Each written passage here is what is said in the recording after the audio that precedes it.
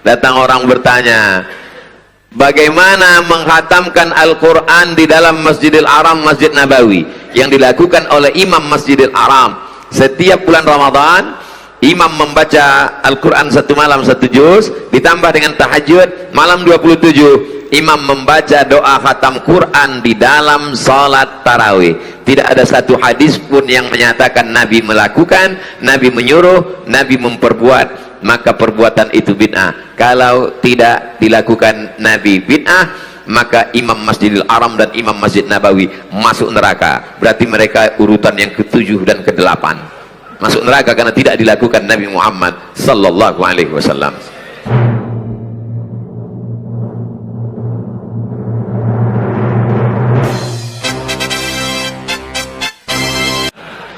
Hanya dengan 5 jurus menyalahkan orang lain.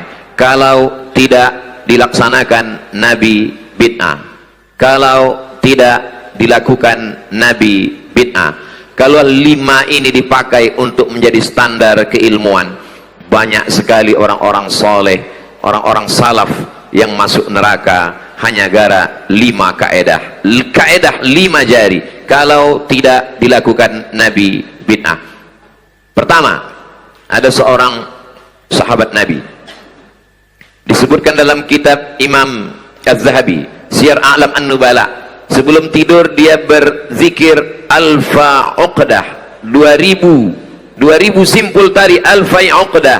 Dia ambil tali, dia simpul sebanyak 2000. Sebelum tidur dia bertasbih sebanyak 2000 simpul. Subhanallah, subhanallah, subhanallah, subhanallah. Barulah dia tertidur. Dia adalah Sayyidina Abu Hurairah radhiyallahu an. Seandainya dipakai 5 kaedah, kalau tidak dilakukan Nabi bid'ah, kullu bid'atin dalalah wa kullu dalalatin finnar, maka orang pertama yang masuk neraka gara-gara kaedah ini adalah Abu Hurairah, orang yang paling banyak meriwayatkan hadis Rasulullah SAW. Silakan cari hadis dalam kutubus sittah, kutubus tis'ah, bahwa Nabi pernah membuat 1000 simpul tali, dan Nabi membuat 2000 simpul tali. Nabi bertasbih 2000 sebelum tidur. Tidak akan pernah ketemu hadis. Lalu pakai kaedah tadi, jika tidak dilakukan Nabi bid'ah, bid'ah dalalah, dalalah finnar, maka orang pertama masuk neraka gara-gara kaedah ini adalah Abu Hurairah. Kalau Abu Hurairah masuk neraka, maka 5000 hadis yang dia riwayatkan itu semuanya mardud, tidak bisa diterima, maka batallah Islam. Teori ini adalah teori biliar, mohon maaf, tak layak disebutkan, permainan yang mungkin lawa sia-sia. Tapi yang ditembak satu bola, sebenarnya yang ingin dimasukkan adalah bola lain. Yang ditembak adalah dengan 5 kaedah, sebenarnya ingin menjatuhkan periwayat hadis. Kalau hadisnya jatuh, maka orang tidak lagi bisa memahami Al-Quran. Itulah mengapa kata Nabi, la tasubbu ashabi, jangan kamu caci maki sahabat-sahabatku. Lau anfaqa minkum ahadun, seandainya di antara kamu ada yang mampu bersedekah mithla Uhudin zahaban, emas sebesar bukit Uhud, tidak sampai setengah tapak tangan Sayyidina Abu Bakrin As-Siddiq radhiyallahu anhu. Yang kedua, ada seorang imam mazhab yang luar biasa, namanya Imam Ahmad bin Hanbal, dikenal dengan Imam Hambali, meninggal pada tahun 241 Hijrah di Baghdad. Imam Ahmad bin Hanbal disebutkan dalam biografi, da'autu lisyafi'i fi salati arba'ina sanah, saya mendoakan Imam Syafi'i dalam salat saya 40 tahun. Bukan di luar salat, bukan setelah salat, bukan sebelum salat. Da'autu lisyafi'i fi salati, aku mendoakan Imam Syafi'i dalam salatku arba'ina sanah, 40 tahun. Apa doanya? Rabbighfirli wali walidayya wali Muhammad bin Idris Asy-Syafi'i. Ya Allah, ampunkan aku, ampunkan kedua orang tuaku, ampunkan Imam Muhammad bin Idris Asy-Syafi'i. Apakah pernah Nabi Muhammad SAW membacakan doa ini dalam sholatnya? Tidak pernah. Maka kalau dipakai kaedah tadi, jika tidak dilakukan Nabi bid'ah, maka orang kedua masuk neraka gara-gara kaedah ini adalah satu di antara imam 4 mazhab. Dia adalah Imam Ahmad bin Hanbal, masuk neraka gara-gara kaedah 5 jari. Yang kedua masuk neraka, bagi adik-adik yang mencatat, boleh dibuat judul pengajian malam ini, beberapa orang masuk neraka gara-gara kaedah 5 jari. Imam Ibnu Taimiyah, kalau dia selesai sholat subuh, Dalam kitab manaqibnya dikatakan yang diikuti oleh muridnya kemanapun dia pergi, selesai salat subuh dia tidak keluar dari masjid, dia mendongakkan kepalanya melihat ke atas, lalu dia membaca Al-Fatihah. Bismillahirrahmanirrahim. Alhamdulillahirabbil alamin arrahmanir rahim maliki yaumiddin iyyaka na'budu wa iyyaka nasta'in ihdinas siratal mustaqim siratal ladzina an'amta 'alaihim ghairil maghdubi 'alaihim waladdallin amin, sampai terbit matahari. Tidak pernah dilakukan Nabi. Setiap selesai salat subuh dia memandang ke atas langit membaca Al-Fatihah sampai terbit matahari. Pakai kaidah, kalau tidak dilakukan Nabi bid'ah, berarti Ibnu Taimiyah masuk neraka, karena dia tidak pernah dia melakukan perbuatan yang tak pernah dilakukan Nabi Muhammad sallallahu alaihi wasallam. 4. Ada seorang perempuan. Adik-adik yang bisa mengingat tolong diingat. Mungkin ini akan masuk dalam UAS, ujian akhir semester. Ada seorang perempuan namanya Asma. Dia mengambil qirbah. Qirbah adalah tempat air minum yang terbuat dari kulit kambing. Lalu kemudian dia mengambil qirbah itu, dia simpan. Kenapa dia simpan? Karena bibir qirbah itu pernah dipakai untuk minum Nabi Muhammad sallallahu alaihi wasallam. Setiap kali dia akan minum, dia tuangkan, dia minum. Dan setiap kali anaknya sakit, maka dia ambil air, dia tuangkan, dia minumkan ke anaknya untuk mengambil barokah. Nabi tidak pernah mengajarkan itu. Carilah ayat Quran, hai orang-orang beriman, ambillah tempat minum Nabi. Tak ada. Tidak ada hadis menyebutkan, hai sahabat, ambillah tempat air minumku. Tak ada. Maka pakai 5 kaedah. Kalau tidak dilakukan Nabi bid'ah, maka Asma binti Abu Bakar masuk neraka karena mengambil tempat air minum Nabi dan menuangkan air, meminumkan kepada anaknya littabarruk, untuk mengambil barokah. Berikutnya yang kelima. Suatu ketika Khalid ibn Walid kehilangan topinya. Mana topiku, kata Khalid bin Walid. Sahabat-sahabat Khalid bin Walid mengatakan, kenapa kamu kebingungan mencari topi? Banyak berjualan topi di pasar, cari saja topi yang ada di pasar. Kata Khalid bin Walid, bukan masalah topinya, tapi di dalam topi itu ada rambut Nabi Muhammad sallallahu alaihi wasallam.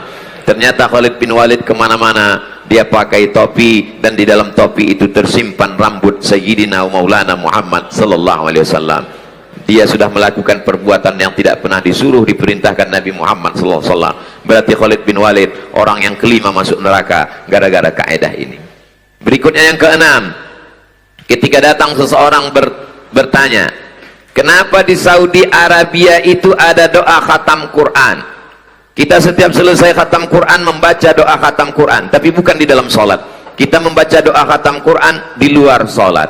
Selesai membaca Quran, kita punya tradisi membaca dari surat Ad-Duha. La ilaha illallah wallahu akbar.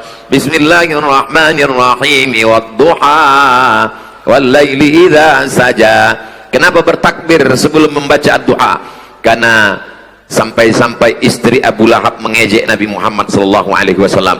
Qattarakaka syaitanuk. Setanmu sudah meninggalkanmu ya Muhammad sallallahu alaihi wasallam. Setanmu sudah meninggalkanmu. Wadda'aka syaitanuk wa qalaka. Lalu kemudian Allah menurunkan ayat, ma wadda'aka rabbuka wa ma qala. Allah tidak meninggalkanmu wahai Sayyidina wa Maulana Muhammad sallallahu alaihi wasallam. Rasul bertakbir, lalu kemudian Nabi bertanya kepada malaikat Jibril alaihissalam, kenapa engkau lama tidak membawa wahyu wahai Jibril? Kata Jibril, kami tidak memasuki rumah di dalamnya ada al-jarwu. Jarwu artinya anak, bangkai anak anjing. Sampai akhirnya Khawlah dengan batang sapu menarik dari bawah tempat tidur itu, dikeluarkannya. Begitulah Allah SWT ingin memuliakan Nabi Muhammad sallallahu alaihi wa alihi wa sahbihi wa baraka wasallam. Lalu kemudian apa yang terjadi ketika orang membaca doa khatam Quran? Tidak pernah dilakukan Nabi sallallahu alaihi wasallam. Membaca, menghatamkan Quran bersama dilakukan oleh Sayyidina Anas bin Malik. Karena Anas bin Malik idza khatimal Qur'ana, Anas bin Malik kalau selesai mengkhatamkan Quran, jama'a ahlahu wa auladahu, dikumpulkannya istri dan anak-anaknya, lalu mereka berdoa bersama. Tidak pernah dilakukan Nabi. Maka perbuatan ini bid'ah kalau dipakai kaedah 5 jari. Kalau tidak dilakukan Nabi bid'ah, maka Anas bin Malik orang yang keenam masuk neraka gara-gara kaedah yang luar biasa ini. Ini Ustaz Somad ngomongnya sampai jam berapa? Ada tertulis 19.31. Coba ya sini. Saya sebetulnya pura-pura aja nanya, bahan saya udah habis. Biasanya Ustadz Somad kalau ngomong itu kan santai. Kenapa malam ini maraton cepat? Kalau saya santai, bahannya hilang, lupa. Grogi di samping Habib, makanya gasnya kencang. Datang orang bertanya, bagaimana menghatamkan Al-Quran di dalam Masjidil Haram, Masjid Nabawi, yang dilakukan oleh Imam Masjidil Haram. Setiap bulan Ramadan, imam membaca Al-Quran satu malam satu juz, ditambah dengan tahajud malam 27. Imam membaca doa khatam Quran di dalam salat tarawih. Tidak ada satu hadis pun yang menyatakan Nabi melakukan, Nabi menyuruh, Nabi memperbuat, maka perbuatan itu bid'ah. Kalau tidak dilakukan Nabi bid'ah, maka Imam Masjidil Haram dan Imam Masjid Nabawi masuk neraka. Berarti mereka urutan yang ke-7 dan ke-8 masuk neraka karena tidak dilakukan Nabi Muhammad sallallahu alaihi wasallam. Yang ke-9, ketika datang orang bertanya, wahai Syekh, ini ada keluarga saya kerasukan setan, bagaimana cara mengobatinya?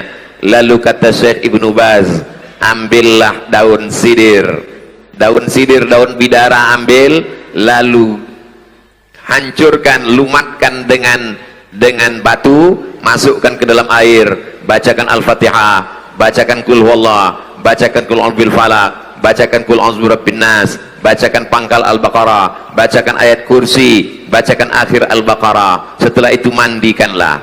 Itu tidak pernah dilakukan Nabi, tidak pernah disuruh Nabi. Dari mana didapat itu? Gabungan dari beberapa hadis, dari beberapa perbuatan sahabat. Maka kalau dipakai kaedah tadi, kalau tidak dilakukan Nabi bid'ah, berarti Syekh Ibnu Baz masuk neraka juga gara-gara ini.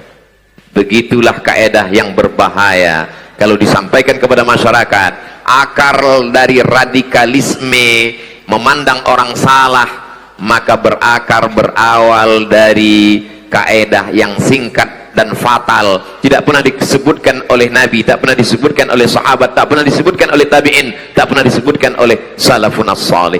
Maka umat ini mesti diselamatkan. Jadi bagaimana cara menyelamatkan 9 orang yang sudah terhukum, terdakwa masuk neraka gara-gara 5 kaedah tadi?